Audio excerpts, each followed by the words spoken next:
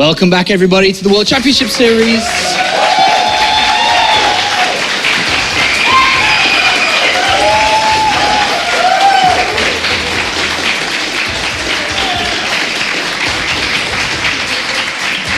The audience has been pretty fun here. The crowd has been awesome. And for you guys at home, we found at Borsty's in the crowd right there. Hello?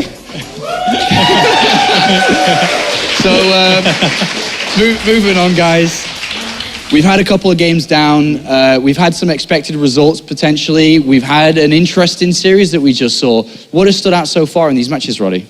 I mean, the first series, I'm still kind of like trying to wrap my brain around the builds that we actually saw. Like game one was Mech and Bio at the same time, not something we see super often. I think the only other European Terran that sometimes does it is Beastie. He has a few builds like that, but that's not something you see very often. And in game number two, I actually thought the start, it was going really well for Kelazhur. Yeah. So I was all right, this is where the drop season starts. And then he drops Rex number 4 and 5. He opens up with 5 Rexes on Cactus Valley. I'm just like, I'm kind of blown away by what's going on. So that's definitely something that's like a series that stands out in a way that I remember it for being weird. And game number 2, well, it's TvZ. You have to love it or you hate it. Yeah. There were definitely a couple of very cool timings in it. Well, let's take a look at the bracket for you guys at home, just to have a look at what we're looking at as well, and to see where we are, because we have match 3 and match 4, as well as match 5 eventually on the way. We have Lilbo versus Hydra in the winners match, which won't be played now, it will be played in a little bit, because we got some serious business to get down to, Pig. We have to, unfortunately, lose one of these players in the round of 32. Kelazhur had a fantastic season 1, still lost in the round of 32, but his performance was excellent. Snute was top 8 and is now facing of elimination. This is a massive game for both sides. Absolutely, it was always going to come down to this point where one of these players, sadly, is going to go. And if it was any of these 4 players, it's always going to be sad. And I think some people watching might be thinking, well, Kelazhur went down 0-2, to Lilbao, whereas Snute's set there was exceptionally close against Hydra. And I mean, we would favor Snute going into this match, but on the other hand, Kelazhur's TvZ is actually his strongest matchup. Interestingly enough, we are seeing that Snute is actually picking Coda as the first map. Kelazhur picked Expedition Lost and Cactus Valley for the 3rd map. What do you think about this map pool then? Let's talk from Kelazhur's perspective to begin with. How is this map for him? We know he's going up against a pretty difficult opponent in Snute. He's a massive favorite to advance from this. What do you think about this? I think Coda's a little bit of the overgrowth of 2015. I think for Kelazhur, looking at this map, he's thinking it's pretty standard. I think it's maybe a little bit Zerg favored in that there's a lot of wide open areas on this map, but I don't think anyone feels particularly uncomfortable here. Roddy?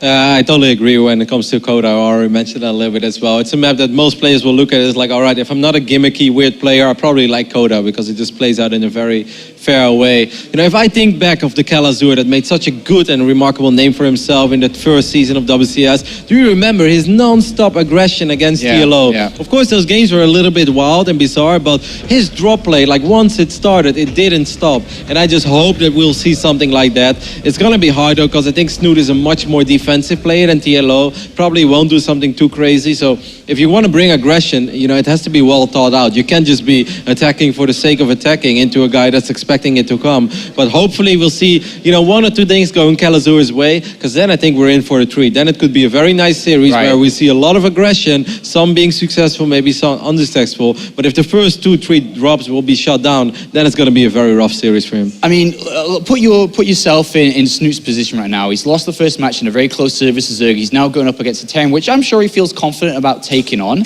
But what does he need to look out for against Kelazhur? Is it the armory coming down, for example? Is it the Hellbat pushes, which have caught so many Zergs off guard in the past? What is it that he's got to be careful of? I think you've already said the word that Snute needs to watch out for there. It is the Hellbats. Kelazhur's renowned for having very strong Hellbat pushes. I think a lot of the TvZ matchup lately, even at the highest levels in Korea, as well as in the international scene, it's about the Zerg trying to get that economy up so they can spread that creep across the map, get the Mutaling, Baneling going.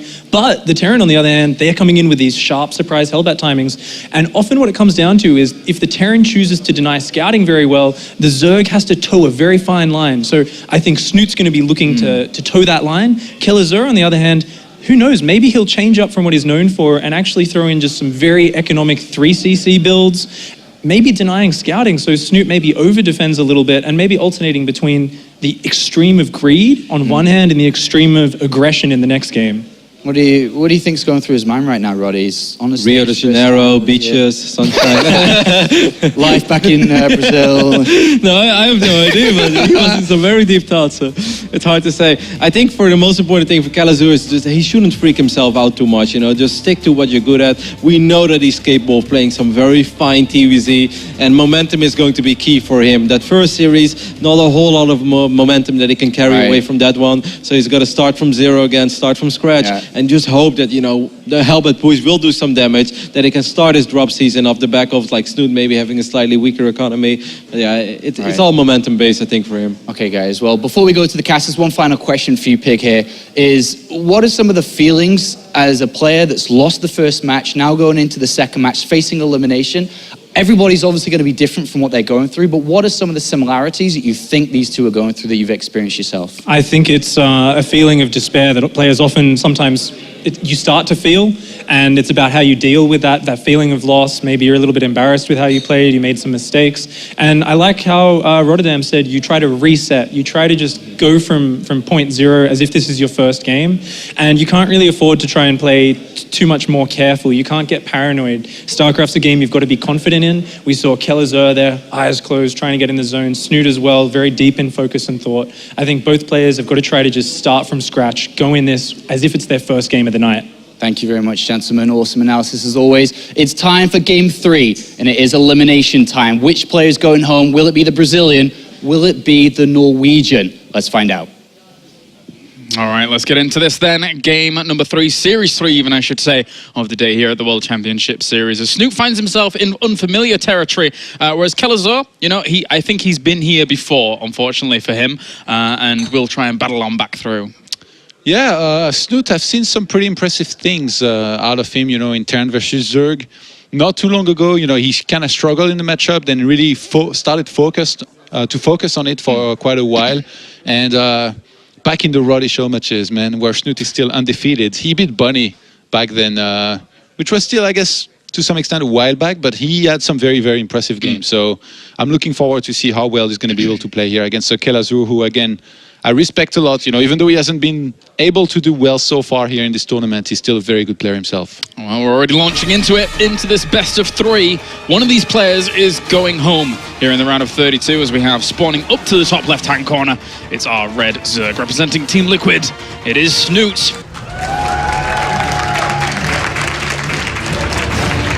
Does not want his WCS road to end here, that's for sure. And spawning down at the bottom right-hand corner as our blue Terran representing Root Gaming, it's Kelazhur. Very friendly fellow. It's always nice to see Kelazhur. It's rare I've been able to meet him. Obviously, Sao Paulo 2014, as Rotterdam was mentioning before. And then now here. So, very nice guy. Of course, he's friendly. He lives in a beautiful country, as Roddy said. There's like the beach and it's sunny. How could you be unhappy? Even I would be happy. Yeah. Pig touched a little bit on how the build orders are going to affect the series, but I think it's also interesting to note that Kelazhur, when he played against Lilbo, he had some very specific build prepared, especially for in that game 1, where he went for some biomech and a massive attack. So here against Snute, maybe he might go for something similar as some very specific build and strong push that maybe can only work one time and be successful if you catch your opponent off guard. Even though, in Terran versus Zerg, I guess, it's going to be harder to use this kind of timings successfully, I think. Well, one thing's for sure is that Snute is well versed against whatever Terran can really throw at them. He obviously has to play quite a lot against people like Bunny, for example, who he meets up against quite a bit and obviously was eliminated by him in that Season 1 finishing position. And going up against Kelazhur, I can't help but feel that Snute feels a little bit more comfortable. Yeah, you think so? I would say so. In terms of caliber of player. Yeah. The thing is, I don't know how familiar they are with each other. Yes. Even if you're better than someone in StarCraft, I guess especially actually if you're better than him, it's always good to know your opponent's style in details. But Kelazhur, he plays on the European ladder, and supposedly, even though he's a barcode on it, and Snute plays on Real ID, I'm pretty sure that Snute knows which barcode is Kelazhur, in which case if they've played well, he's already got some data to analyze, and he can go back to these games in his head, kind of know what Kelazhur is capable of, what are his strengths, what are his weaknesses, and then from there, I guess, make his own decisions on how to go about playing against him. Well, Reaper's on the way to start things off here for Kelazhur. The second one's going to be following it up as well. And Kelazhur also knows pretty much what's going on the other side of the map as well. So, Coda being the map. What do you think is the perfect way to say his ID? I've heard it all, man. I've heard Kelazhur, Kelazhur. It's definitely not Kelazhur. Let's say that for to start off. I think Kelazhur is pretty accurate, I would say. You don't think? Yeah, it's okay. Kelazhur, I think. Okay. Not Kelazhur. Kelazhur. It's okay. We're going to talk in circles here if we're not careful. All right. So, picks up a drone. Really good micro there by Kelazhur. It's very difficult for these Reapers to actually get themselves a drone against very strong Zerg players, but managing to pick up just one kill is a really nice start for him. And that third Reaper here being on the way. I feel like it's most likely going to be a third CC here behind the factory. Let's see. Oh, he's already starting to damage that Queen here. So I guess he's really going to be aggressive with these Reapers here when the third one gets there to try and start taking down Queens. But we have two down the ramp here of the natural. A third one's about to come out, this time in the main. You can always keep them alive, obviously, these Reapers, and then couple up with a little bit of an attack later on with potential Hellions. Third command center has been planted, though, here for Kelazhur behind all of this. And just going to try and micro his heart out. It's not safe here for you. She's slightly off creep. She needs some help. Cutting it close. Once again, though, really, really good control by Kelazhur. I can't help but feel, though, Snute overstayed his welcome with that Queen. 12 links. 12 links as Speed's about to finish. So I think Snute is hoping that the Reapers will stay in the middle of the map, in which case he's able to find them, kill them, and gain map control here for a little bit, at least before the Hellions come out. But Kelazhur's too good for that. He times the speed perfectly, goes on home. He has only a single SCV here down the ramp building a depot, so that means he's not going to get caught, with mules down there. Or as I said, at least one of those mules actually is going to land at the natural. He might have to pull back to the ramp here. And I don't think this is worth it here for Snute. Yeah, Zergling's putting on a bit of pressure, but what's he really getting? The cancellation on the supply depot, and then other than that, he kept a few of these units away from his side of the map, but it's only the two Hellions, so they wouldn't have really been darting around that much anyway until they mass up to the 4 or 6 with those Reapers. Snute, he saw that third CC pretty early, but he seems still kind of worried about the potential for Hellbat, so he made a Roach Warren. Hasn't made a single Roach just yet. Banshee now started. Is he gonna get Cloak? I don't think so, but maybe. Oh yeah, he's gonna start Cloak. All right. The double gas, he has enough gas, to start that Cloak and keep on queuing Banshees. So really continuing to put the pressure on here against Snute. That's the main thing. Snute has got a few Roaches on the way for himself. These Zerglings gonna have to keep themselves alive and buy some time with the Queen at the front, but that can't buy much time, because we'll take quite a bit of damage if she's not careful. There's not much really, just a few links, some Queens there. Some Roaches are about to come out, but Kelazhur is trading pretty well up until that once. Even saved the Reaper, oh my god. Okay. So he lost one unit this game so far. Yeah, he's doing well with this. He's even keeping the extra Reaper alive there at the back, and even the Hellion does survive as well. So Spire transition comes out of Snute, who, we haven't focused on too much in this game. It's all been about Kelazhur's aggression from here on. Yeah. It's not going to be mech, it's going to be bio this time. So far, I guess, fairly standard here by Kelazhur, but I have to say, very good execution, not only of the harassment, but of the build in general. I don't think he made anything late.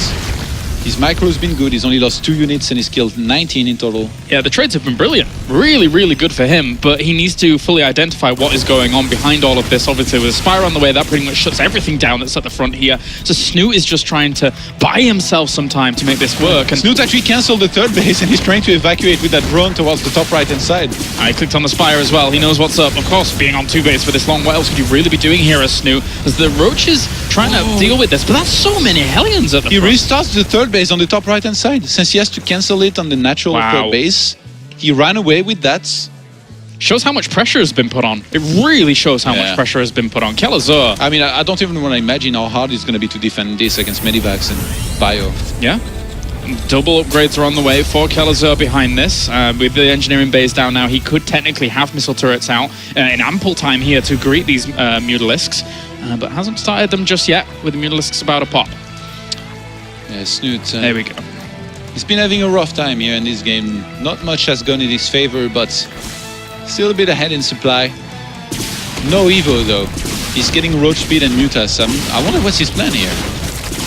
Does he actually want to go into a regular game here from here, a standard game, or does he want to try for some move somewhere? Oh, leaving one of the Banshees back here to maybe try and sacrifice and go for things. There is no creep thread. There is no creep thread, Yeah, you're a single right. Overlord is dropping creep there, but I mean, this is not your typical TvZ here. No. I won't say even this is your typical Snute, to be honest with you. He hasn't really found such a stable position just yet. Kelazhur has done really well with his aggression. Missile Turret will zone out from that small area towards that third command center, and for now it's up to the Mutalisk to keep his opponent on his side of the map. Did he clean up the Banshees? I think both of them did not die as well. Yeah, there is one on the bottom left-hand side and one on the top left-hand side. Yeah. Camping here in the corners of the map. The thing is, Kelazhur, I think he's going to realize that there's no third base, on location. And I think from there, he should be able to realize that there's, a base elsewhere. And then from there, once he knows it's the one on the top right-hand side, he's going to have so much room to, drop in the main, attack on the right-hand side at the same time. It's going to be so hard for Snute to defend that. But he's shown in the past that he can be very good himself against those Medivac drops. But what really worries me here is that there is no Evo. No upgrades on the way here for Snute. I think He's probably just massing units right now, waiting for Kelazhur to move across the map to try and take a good fight and then counterattack and try to win. That's his only option. Look at this. 11 more roaches on the way. Uh-oh. Well, yeah, with no upgrades going at the moment, there's not much more that he can do with it. And of course, those two Banshees were saved. They're still in the mineral line here now, getting some extra kills, having been forgotten about for a little bit. Even having to morph in an Overseer, but by the time it morphs in, they'd already evacuated from that location. They can try and put on some aggression at the natural. I think they know they're on a suicide mission, though, with the Overlord, Overseer, and the Mutalisk. So get as much as you can, boys or girls, and then, unfortunately, fall to your death. 20 drones have been killed here by Kelazhur so far in this game, which brings Snute to 39 walkers against the 50. And the great thing about what Kelazhur has done is that he didn't move out. He didn't fall into Snute's trap. He stayed at home, and now he's just going to have to defend. And he's going to be in a great position if he's able to. And he sees the amount of roaches. I think he realizes how far ahead he is economically here, and that he just needs to wait until he has a little bit more army, and then he's going to be able to crush Snute's army along the map. Snute, he cannot wait. If he waits, he's dead. If he attacks, he's dead. It's like an impossible choice here at this point. Yeah, catch-22 situation, man. Because, Baneling Nest's on the way. Doesn't have upgrades. Baneling Nest. That's the Zerg version of the Dark Shrine. You've got to do something. I mean, the momentum that Kelazhur is gathering behind this, I mean, of course, Snute, yes, was technically up in supply, but it's all in roaches, which aren't going to be that successful against the big bioforce that we're seeing here from Kelazhur, with even some Hellions to buffer for it. He saw the amount of Marines, and I think the plan here is basically going to be to get a ton of Banelings out and try and crush, the army of Kelazhur on the ground. It's not over yet, and with the Mutas, also he can defend against the drops here, Snute, with some map vision. Look at this, the Mutas looking for the Medivac drop here, potential Medivac drop. It's like they're smelling it from afar, man. They find a command center instead, and they will be swiftly shooed away. Man, this has been a really sad game for Snute, I have to say. Like, look at the saturation in his main and natural. He has 38 drones. Usually he starts the game with this number, like in the first 3 minutes. Well, this Medivac is going to head on in now, and the Mutalisks are out of position to really deal with this, so it's extra damage being done here to Snute, who he has an army in the middle of the map, but it has been able to do nothing. Yeah, he's going to send back the Mutas to defend, and I think he's going to go for the attack here in a second. He's morphing a bunch of Banelings. He gets the spawning pool. Okay, he's going to have to trade against the Lynx here. If he'd have gotten that, that would have been amazing, but he's even just going to trade off against Mutalisks here. Loses one. Didn't even lose a single Mutalisk. That's not too bad. It's up to these Banelings and Roaches to do the big damage. I think there's going to be 27 Banelings here in a second. Kelazhur's going to spot this coming, but he doesn't have that many Widow Mines to help defend against this. Like, the army of Snute is still a very strong one. In terms of army supply, it's 147 here for Snute. It's mostly Roaches, though. Against 125 for Kelazhur. Here we go. Can the Banelings do enough here? They're crashed into a little bit of the bio, the right-hand side of this, but they're not fast enough. They don't have centrifugal hooks, so they're not going to be able to connect with this too quickly at all. Kelazhur is going to micro back against this, and with all the Banelings gone, it's just these Roaches trying to battle off against this. The SCVs come off the line, but if he's able to hold, he's in a great economical state and a great position. The Mutalists on the right-hand side, we're trying to actually catch some of the reinforcements as they're coming along, but a lot of this fire will sustain. There's plenty of medevacs here to keep these Marauders importantly alive to bring it down. GG, Kelazhur takes game number 1 and is really able to bring the fight there to Snute. Not exactly what I expected, but brilliantly executed there by him. Yeah, that was really, really solid. Very impressive, to be honest. You know, the entire build, again, you know, the harassment he managed perfectly at the same time. He was getting his barracks, his E-base, everything on time. I have to wonder though, like, did he feel that this was coming? Because he played really shy. Like, you see a lot of Terrans just move out and move out and move out all the time. Whereas Kelazhur, he just kind of sat in his natural from a certain point, I think, realizing that he was far ahead enough that he didn't need to make anything happen, and that Snute might be trying for something like that, you know, with a big attack. Yeah. Unfortunately for Snute, unsuccessful here in game number 1. We're going to go to a short break, and when we're back, it's game number 2 between Snute and Kelazhur.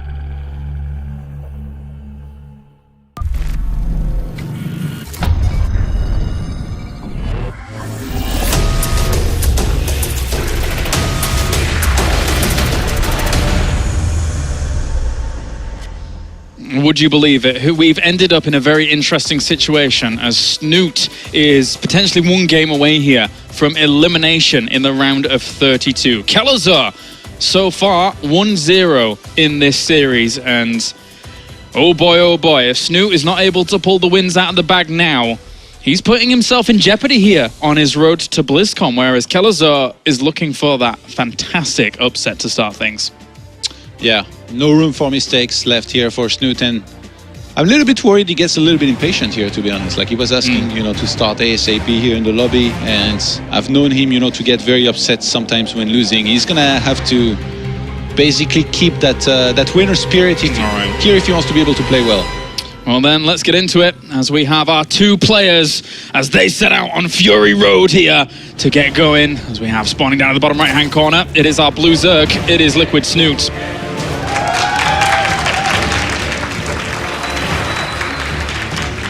And up to the top left-hand corner, currently one game away from keeping his hopes alive here in WCS, it is Root Kelazhur. Whoa. All right, calm down, Slick Shoes. Calm down. That was pretty sick right there. That cheeky wink. They set on Fury Road. I see what you did there. They've set out, man. They're on Fury Road. They're battling in their battle wagons, and unfortunately, Snute is currently on fire. James, you're really funny sometimes. It rarely happens, but sometimes you're really funny. Yeah, I was going to say, it rarely happens. All right, so let's see what these players have in store here for us. Kelazhur, surely, like after the first game and how it went, he must be really confident here.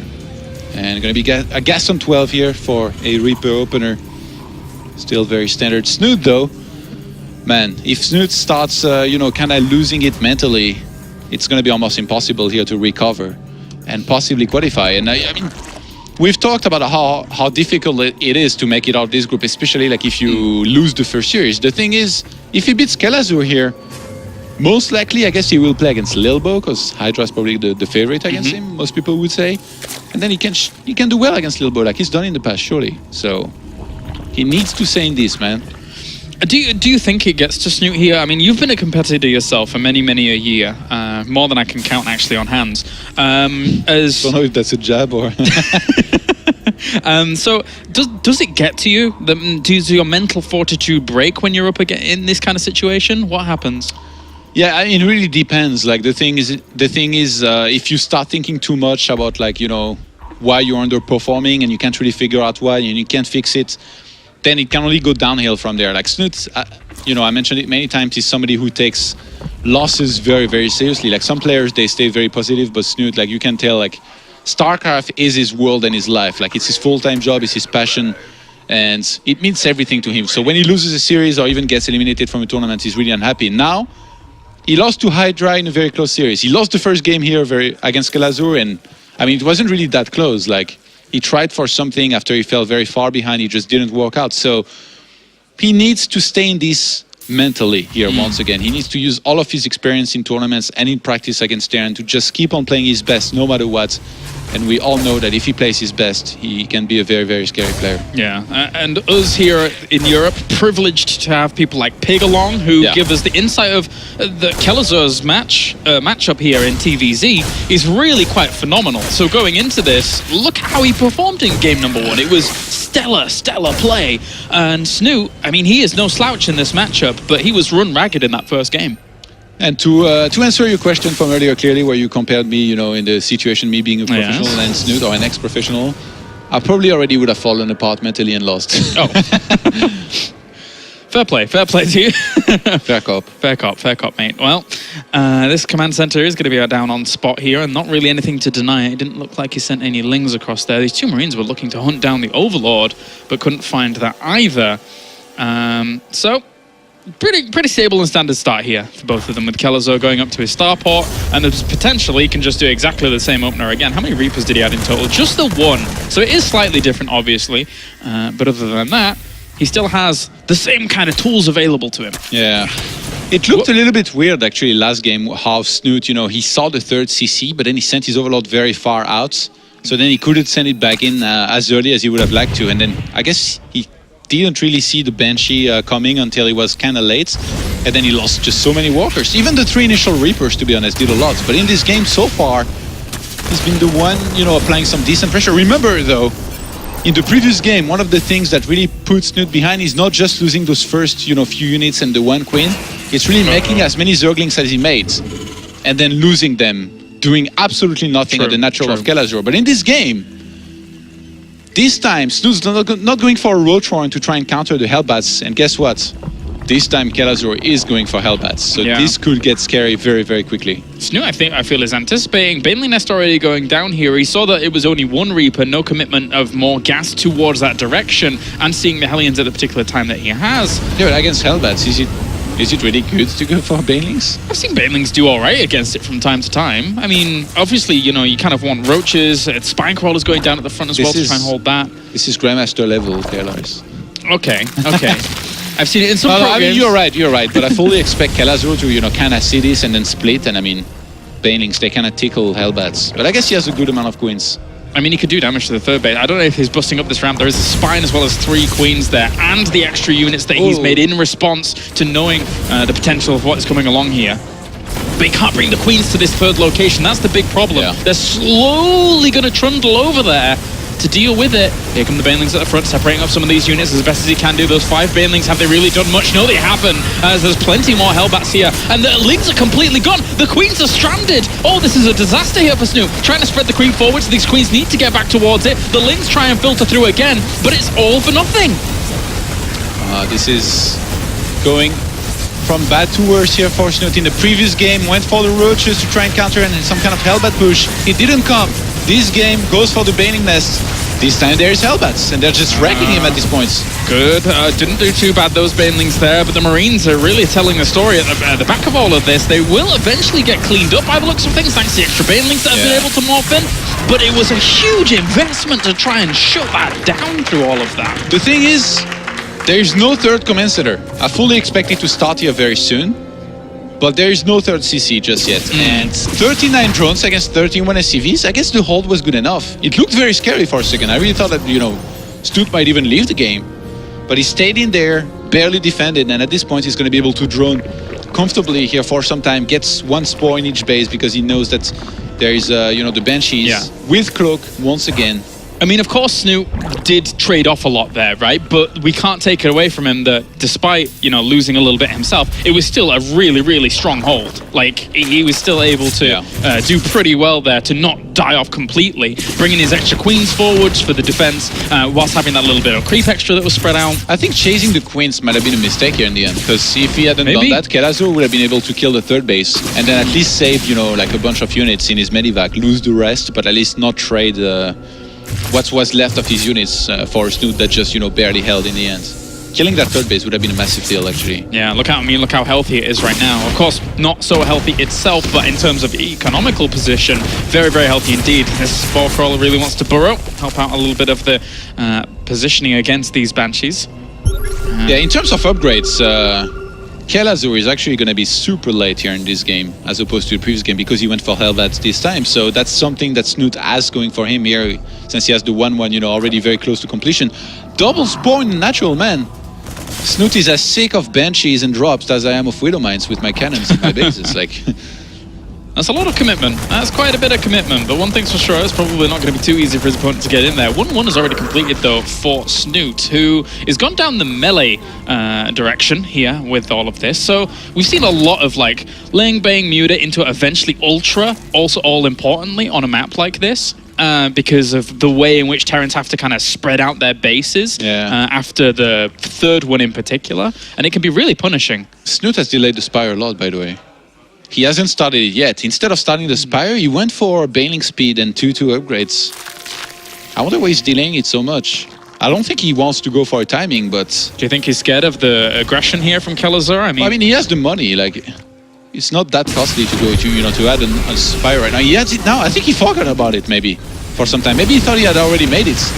Well, the Hellbats have already killed themselves off 1 queen, trying to clean up as much of this creep as possible. There's not that many units here, really. 26 Zerglings are about to pop, but if they pop sporadically and hit into these Hellbats, they're not going to do much at all. The Banshees are bringing down the Banelings. Oh my god, the Spire was being made right there, so he had to cancel that. Snute in panic Is this it?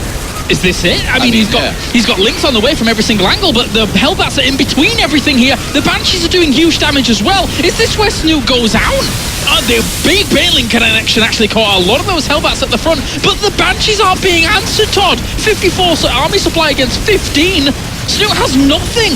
He's going to lose his Bane Nest before Centrifugal Hooks even finishes. This is a disaster here for one of the best non-Koreans in the world. And here in Group E, he is absolutely being devastated. This is crippling damage. Brutal damage, the natural falls, everything in the main base is going to die off as well. The Banshee Hellbat Marine push that's come out here from Kelazhur with aggression after aggression, and the commitment here to upgrades here for Snute is just, it's not working. It's not working at all, Todd. Yeah, as disappointing a loss as this is going to be here for Snute. Brazil came in strong this series. Yeah, don't focus on that. Focus on how big this is for Kelazhur at the moment. He is ahead and winning here against Snute. The macro hatch falls. Very few units left here for Snute. Kelazhur with the power of Terran, the aggression that he's been able to show in these past two games, and an amazing performance from him in this series. And, well, that's pretty much going to be it. Snute is probably in disbelief. He's not leaving this game. He does not want to give this up at all, but he is absolutely destroyed, Todd. I mean, this is the best and biggest StarCraft 2 tournament, and going out of it, you know, when you've put in this much work for weeks practicing for this, has to be tough here for Snute, but unbelievable. He's going to have to come to terms with this result here in a second. The power here is strong. Kelazhur 2-0 here in the losers match of Group E. What a result for him. Regardless of what happens from here on out, a 2-0 versus Snute. Brilliant stuff there from Kelazhur. Really well played. This is, you know, more of what I expected out of him in the first series against Lilbo. You know, just good standard play. He's very good at it. He's very good, you know, at reading the game, what he needs to do, what he needs not to do, when to drop, when not to drop. And this is really, you know, what we saw here from him in this series. Very, like, in terms of execution, you know, everything, you know, the build, the micro, the harassments, this was top level StarCraft 2. I almost feel like, you know, as if I was watching a top Korean Terran up to some extent. Maybe I'm exaggerating a bit, but this was definitely very impressive to me. Yeah, really good stuff there by Kelazhur. So big congratulations to him for moving on to the final match of the day. But let's pause for a moment and think about the repercussions of all of this, because Snute going out in the round of 32 in last place in this group, I don't think a lot of people predicted that. And also now, what does that mean for his chances on the road to BlizzCon? Because this is a big chunk of points that he's going to be missing out on, Todd. I think Lilbo's probably pretty happy. Like, he beat Kelazhur already, so now he has a chance at trying to beat Hydra, and then if he fails, he has to play Kelazhur again. But then again, remember the curse of the guy that loses the first time, but then always wins the second time in the decider match. So, gonna be interesting for the rest of the group. All right, well, that does it from us here at the caster's desk. Let's head over to the analysis desk with Sean Apollo Clark, and of course, it's our winner. Moving on, it's Kelazhur. Thank you very much, Kalaris and Todd. Joined with the winner of the elimination game, Kelazhur. Just explain what's going through your mind. That's a massive win for you. I'm quite happy. It's not that I didn't expect this, but after my games versus Lilbo, I was very frustrated, very flustered, and I don't know, I'm just feeling great. How did you compose yourself? I mean, you took the loss versus Lilbo. You then get put up against, either way, it was going to be a difficult opponent. Snute, you're sitting on the stage. We saw you there lying back, closing your eyes. What were you trying to do? Just calm yourself down? Well, the thing is, I don't think I got enough sleep. So I was feeling very tired in my games versus Lilbo. So after the games, I just went to the couch upstairs and took like a 30-minute nap. The power nap to victory. Yeah, I felt like a new man. And as you saw, like on the chair, I was resting my eyes as well. Just getting the most I can. It was a really impressive way you played there. And I wanted to talk just a little bit about that second game where you dealt what I call the Kelazhur special, something you've defeated me with quite a few times as well. And, it's a very typical sort of Hellbat medevac marine timing. But what really impressed me there was how you saw the spine crawler, you saw the banelings, and you calmly said, I'm not going to try and force my way through here. I'm going to pull back. I'm going to force him to come to me. I'm going to threaten this third. Did you feel like you were in a bit of a bad position when you saw the banelings, or are you so practiced with that build that you were calm? Yeah, when I saw the spine and the Bainley's morphing, I was like, well, this might be hard because the build that I do, the reason it's strong is because I cut SCVs at 23. So you can imagine how all in it is. I stopped making SCVs for like maybe 2 minutes. So I'm really low on worker count. That's why I commit even though there's mainlings. But I felt like I shouldn't this time, and I guess it worked out.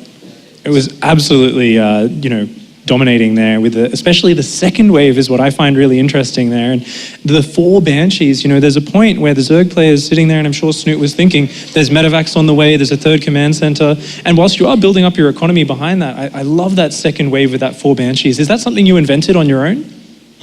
Yes, I usually do a second wave in because I'm not sure if you noticed, but I scanned Snoot's main to see the timing of his lair, and it was super late. So I figured if I just match Banshees now, I can attack with around 4, and he won't have mutas, which is basically what you need for the second wave. So it worked out really well. He didn't scout. I made sure I had Marines on the edges so he wouldn't scout the second wave. And yeah. Here's a question for you, Diego. I mean, Pig's going to relate to this a lot too. Coming from Brazil to play in the World Championship Series that is such a global tournament that gives opportunities to players such as yourself, how does every win feel for you, knowing that you're getting a step closer and closer and closer, and how much does it mean to you to play in the WCS? Oh, it means a lot. WCS gave me an opportunity for a career in pro gaming. I don't think I would have been able to without WCS, and the help of Root was very nice as well. But every win feels very special because I have a lot of fans in Brazil rooting for me. Every win, they tweet at me, they send good messages, and it's just awesome. All right, great. Thank you for that. Best of luck in the next match, and we hope you can hopefully proceed through to Canada in the round 16 season finals. Thank you very much, Pig. It's time to look at the bracket and get ready for the next match. It's going to be the winners match to decide which player is going to be in first place and which player will fall down to play against Kelazhur in the decider match. Is it going to be the Frenchman going through in first place, or is Hydra going to continue to steamroll his way through the World Championship Series Premier League and find himself at another season finals? We'll find out which way this will go in a couple of moments. Until then, we'll be right back.